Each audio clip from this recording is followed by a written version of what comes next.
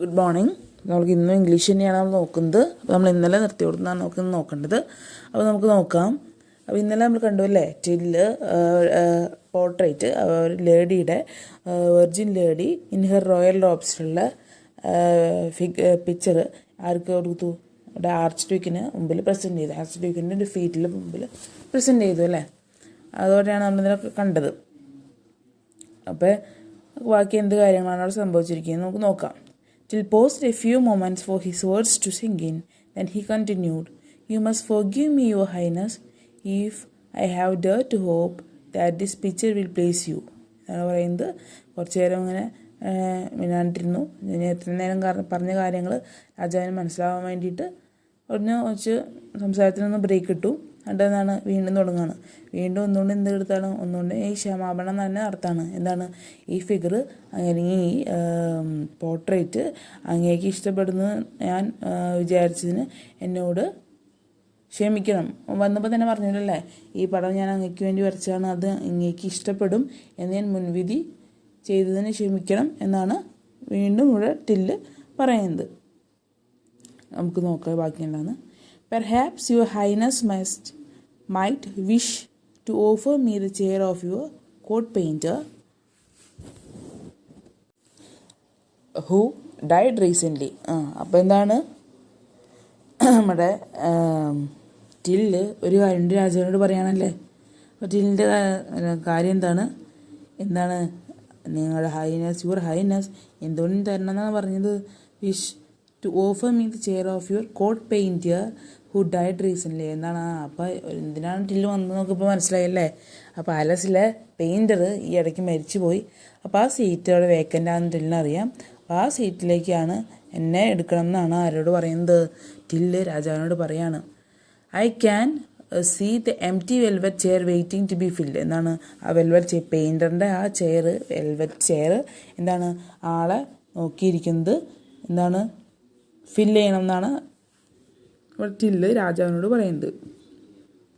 ആ ചെയർ ഒരാൾക്ക് വേണ്ടി നോക്കിയിരിക്കുകയാണെന്ന് രാജാവിനോട് ടില്ല് പറയുകയാണ്. എന്താണെന്ന് നമുക്ക് നോക്കാൻ ബാക്കി നടന്നത്. The Virgin's picture was a splendid painting and the Archduke made up his mind at once. എന്താണ് അവൻ സമ്മാനിച്ച വെർജിൻ ഉണ്ടല്ലോ, അവൻ സമ്മാനിച്ച വെർജിൻ്റെ പിക്ചർ എന്ന് പറയുന്നത് എന്തായിരുന്നു? ഭയങ്കര നല്ലതായിരുന്നു. സ്പ്ലെൻഡിഡ്, ഭയങ്കര നല്ലതായിരുന്നു. ആൻഡ് ഭയങ്കര ഇഷ്ടപ്പെട്ടു. ആർച്ച്ഡ്യൂക്കിന് അത് ഭയങ്കരമായിട്ട് ഇഷ്ടപ്പെട്ടു. He embraced and kissed him on both cheeks. എന്താണ് അവൻ ആർച്ച് ഡ്യൂക്ക് നമ്മുടെ ടില്ലിനെ കെട്ടിപ്പിടിച്ച് രണ്ട് കവളത്തും ഉമ്മ വെച്ചു.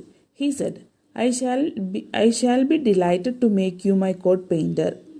എന്താണ് എനിക്ക് നിന്നെ ഈ കൊട്ടാരത്തിൽ കോട്ട് പെയിൻറ്റർ ആക്കുന്നതിൽ സന്തോഷമേ ഉള്ളൂ. He directed him to the chair and made him sit on it. എന്താണ് രാജാവ് തന്നെ ആ ചെയറിൻ്റെ അടുത്തേക്ക്, ഈ ചെയറിൻ്റെ അടുത്തേക്ക് കോട്ട് പെയിൻറ്ററിൻ്റെ ചെയർ ഒരു കാര്യമായിട്ട് കിടക്കേണ്ടതെന്ന് പറഞ്ഞ ഒരു വെൽവെറ്റ് ചെയർ. അപ്പോൾ രാജാവ് തന്നെ ആ വെൽവെറ്റ് ചെയറിലേക്ക് അവനെ കൊണ്ടുപോയി അവനെ ഇരുത്തി എന്താണ് പറയാണ്. Well, my dear fellow, he said, you do have a tongue in your head and you certainly seem to know how to use it. എന്താണ് പറയുന്നത്? സുഹൃത്തെ, എന്താണ് നിങ്ങൾക്ക് ഒരു നാക്ക് തലയിൽ കൂടിയുണ്ട്, അത് ഉപയോഗിക്കുന്നത് എങ്ങനെയാണെന്ന് കൂടി നിങ്ങൾക്ക് അറിയാം. നാക്ക് തലയിലുണ്ടെന്ന് പറഞ്ഞതിൻ്റെ അർത്ഥം എന്താണ്? നിങ്ങൾ ഭയങ്കര ബുദ്ധിശാലിയാണ്, അല്ലെങ്കിൽ നിങ്ങൾ എന്താണ് ഇപ്പോൾ എങ്ങനെയാണ് ഒരു പെയിൻറ്റിങ് കൊണ്ട് വന്ന ആൾ ഇപ്പോൾ എന്തായി മാറി? കോട്ട് പെയിൻറ്ററായിട്ട് മാറി അല്ലേ. അപ്പോൾ അയാളുടെ വാക്സാമർത്ഥ്യത്തിലാണ് രാജാവ് പോലും വീണു പോയത് അല്ലേ. അപ്പോൾ നിങ്ങളുടെ തലയിൽ പോലും ഒരു ബുദ്ധി ഉണ്ടെന്ന് വെച്ച് കഴിഞ്ഞാൽ നിങ്ങൾ അത്രയ്ക്കും തലയിൽ പോലും നാക്കുണ്ടെന്ന് വെച്ച് കഴിഞ്ഞാൽ എന്താണ് നിങ്ങൾ അത്രയ്ക്കും ബുദ്ധിശാലിയാണ്. നിങ്ങൾക്കൊരു കാര്യം നടത്തേണ്ടത് തന്നെ കറക്റ്റായിട്ട് അറിയാം. അതേപോലെ തന്നെയാണ് അതെങ്ങനെയാണ് യൂസ് ചെയ്യേണ്ടതെന്ന് നിങ്ങൾക്ക് അറിയാമെന്ന് ആര് പറയാണ്? ആർച്ച് ഡ്യൂക്കിന് ആളുടെ സ്വഭാവം മനസ്സിലായി അല്ലേ. You are a very talkative fellow aren't you. ഇതാണ് രാജാവ് ചോദിക്കുകയാണ്, നിങ്ങൾ ഭയങ്കര സംഭാഷണപ്രിയനാണല്ലേ, നീ വർത്തമാനപ്രിയനാണല്ലേ, ആർ ഇൻ യു അല്ലേ, നിങ്ങളല്ലേ എന്നാണ് ചോദിക്കുന്നത്.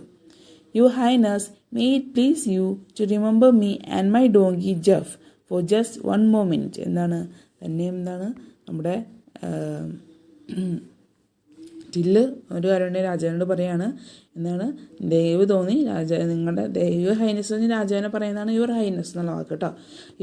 ദൈവ തോന്നി, അങ്ങേക്ക് ദൈവ തോന്നി എൻ്റെയും എൻ്റെ ഡോങ്കിയുടെ കാര്യം ഒരു നിമിഷം ഓർക്കണമെന്ന് പറയാണ്. അപ്പോൾ ഡോങ്കിയുടെ പേര് ഇപ്പോഴാണോ പറയുന്നത്, ഡോങ്കിയുടെ പേരാണ് Jeff. For first 1 more minute. Till replied, my donkey has been feeding himself fairly well all along the way on the thorns in the hedges and grasses on the roadside. എന്താണ്, അപ്പോൾ ടില്ല് ഡോങ്കിയെ കുറിച്ച് ആദ്യമായിട്ട് പറയാണ്. എൻ്റെ ഡോങ്കിയുടെ പേരെന്താണ്? ഡോങ്കിയുടെ പേരാണ് Jeff. എൻ്റെ donkey വരുന്ന വഴിക്ക് എന്താണ്, വരുന്ന വഴിക്ക് കാണുന്ന വേലിന്മേന്നുള്ള പുല്ലും അതുപോലെ റോഡ് സൈഡിലുള്ള പുല്ലൊക്കെ തിന്ന് അവൻ്റെ വയറ് എന്താണ് നിറച്ചിട്ടാണ് അവൻ വന്നത്. But I have had nothing to eat for the past 3 days. എന്താണ്, പക്ഷേ ആ കുതിര വയറൊക്കെ നിറച്ചെങ്കിലും എനിക്ക് എന്താണ് കഴിഞ്ഞ 3 ദിവസമായിട്ട് ഒന്നും തിന്നാൻ കിട്ടിയിട്ടില്ല. My stomach has been complaining very loudly. എന്താണ്, എൻ്റെ സ്റ്റൊമക്ക് ഭയങ്കര ഒച്ചത്തിൽ പരാതി പറഞ്ഞുകൊണ്ടിരിക്കുകയാണ്. Perhaps your highness can even hear it now. അപ്പോൾ എന്താണ്, അത് ഇപ്പോൾ നിങ്ങൾക്ക് യുവർ ഹൈനസിന് അങ്ങേക്കും കേൾക്കാൻ പറ്റുന്നുണ്ടെന്ന് ഞാൻ വിചാരിക്കുന്നു. I have been feeding myself with dreams of good food and drink at your royal table. Oh, അപ്പോൾ നമ്മുടെ ടില്ലിൻ്റെ ആവശ്യം എന്താണ്? ടില്ലിൻ്റെ ആവശ്യം ഇപ്പോൾ ഇവിടെ പുറത്തു വന്നു. എന്താണ്, I have been feeding myself with dreams of good food and drink at your royal table. നിങ്ങളുടെ റോയൽ ടേബിളിലെ നല്ല ഫുഡും നല്ല ഡ്രിങ്കും ഒക്കെ എന്താണ്, ഞാൻ സ്വപ്നം കണ്ടാണ് എൻ്റെ വയറിനെ നിറച്ചത്. അവിടെ എന്ത് മനസ്സിലാക്കി? ടില്ലിന് റോയൽ ടേബിളിൽ നിന്ന് ഫുഡും ഡ്രിങ്കും വേണം. അത് ടില്ല് ഇൻഡയറക്റ്റായിട്ട് നമ്മുടെ രാജാവിനോട് പറയാണ്. ഞാൻ അങ്ങയുടെ മേശയിലെ ഭക്ഷണവും ഡ്രിങ്ക്സും ഒക്കെ എന്താണ്, പാനീയങ്ങളൊക്കെ സ്വപ്നം കണ്ട് ആ സ്വപ്നം കൊണ്ടാണ് എൻ്റെ വയറിനെ നിറച്ചിരുന്നതെന്നാണ് നമ്മുടെ ഹൈനസിനോട് ടില്ല് പറയുന്നത്. ആർച്ച് ഡ്യൂക്ക് എന്താ തിരിച്ച് പറഞ്ഞതെന്ന് നോക്കാം.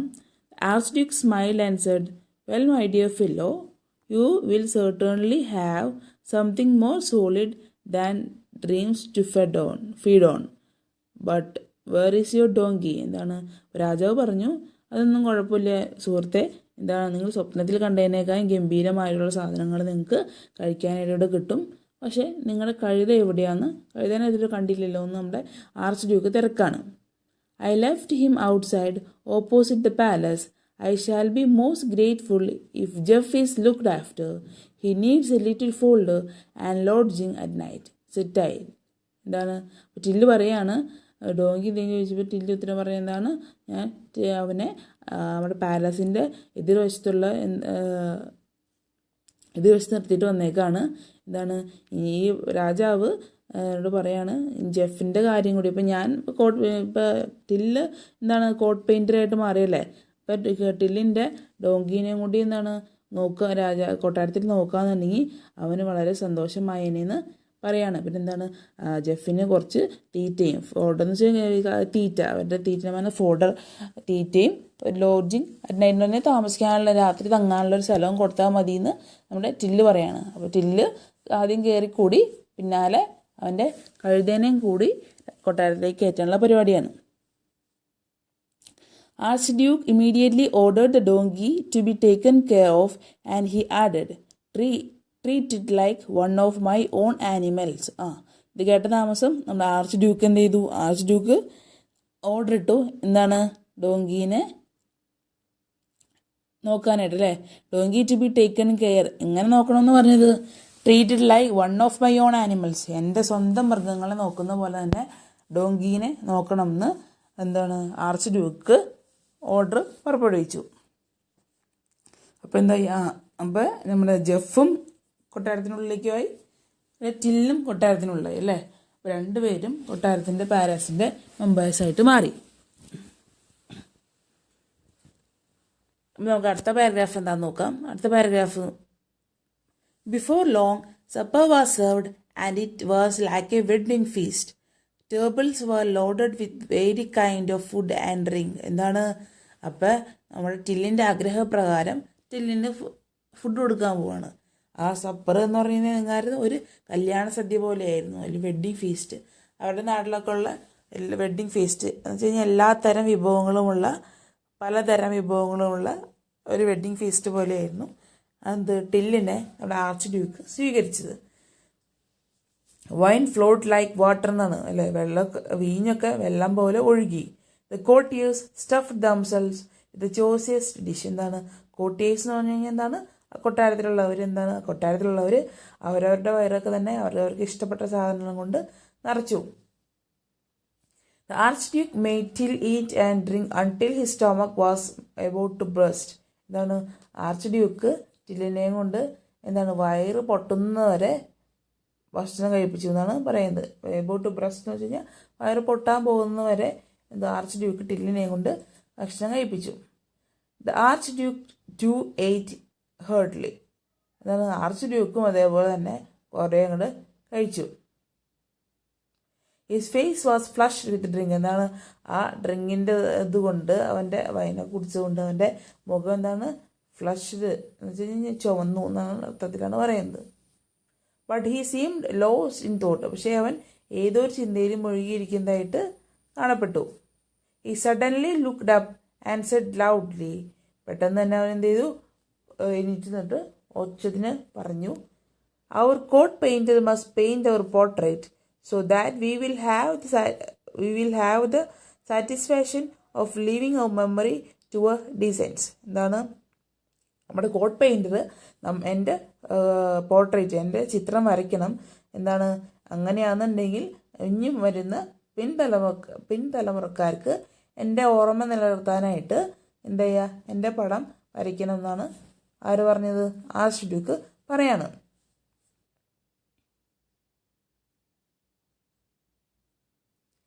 അടുത്തേക്ക് പോവാം നമുക്ക്.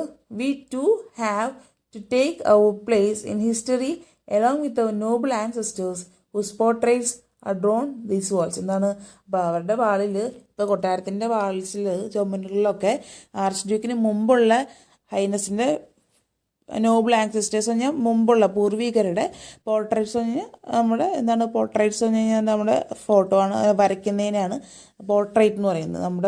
നമ്മളെ ഛായാചിത്രം നമ്മൾ വരയ്ക്കുന്നതിനെയാണ് നമ്മൾ പോർട്രേറ്റ് എന്ന് പറയുന്നത്. അപ്പോൾ മുമ്പ് മരിച്ചു പോയ ആൻസസ്റ്റേഴ്സിൻ്റെ ഒക്കെ പോർട്രേറ്റുകൾ, ചിത്രങ്ങൾ എവിടെയുണ്ട്, ഈ കൊട്ടാരത്തിൻ്റെ ചുമരിലുണ്ട് അല്ലേ. അതേപോലെ ഒന്ന് എൻ്റെയും വരയ്ക്കണം. എന്തിനാണ്, ഇനി വരുന്ന പിൻതലമുറക്കാർക്ക് ഞാനിവിടെ ജീവിച്ചിരുന്നു, അല്ലെങ്കിൽ എൻ്റെ ഓർമ്മ ആ പോർട്രേറ്റ് കാണുമ്പോൾ എൻ്റെ ഓർമ്മ നിലനിൽക്കാൻ വേണ്ടിയിട്ട് എൻ്റെ പോർട്രേറ്റ് വരയ്ക്കണം. ആര് വരയ്ക്കണം, അവിടെ കോട്ട് പെയിൻറ്റർ ഇപ്പോൾ ആരാണ്, ടില്ലാണ് അല്ലേ. അങ്ങനെ ഒരു കാര്യം രാജാവ് എനിക്ക് നിന്നിട്ട് ഉറക്കണ്ണം വിളിച്ച് പറയാണ്.